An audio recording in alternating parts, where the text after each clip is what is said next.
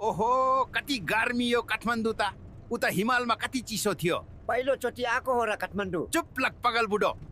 guys दशैंमा त अधिकारी मामाले त पैसा दिन थाक्नु भएन अब त म आफै ब्याङ्क खोल्छु जस्तो गाइस दशैंमा त हाम्रो पौडेल मामाले त पैसा धेरै दिनुहुन्छ है हेर्नु त खेतभरि मेरो पैसा छरिएको छ बाबु छोराहरू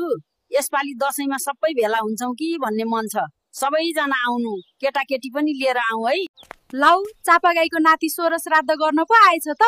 अब बुढा पण्डितको दिन सके छिट्टो गर्नु है टाइम छ चिया खाने बेलामा आइपुगिएछ ओ रुपा मलाई नि खै एक गिलास चिया ले त जहिले चिया खाने बेला आउनुहुन्छ है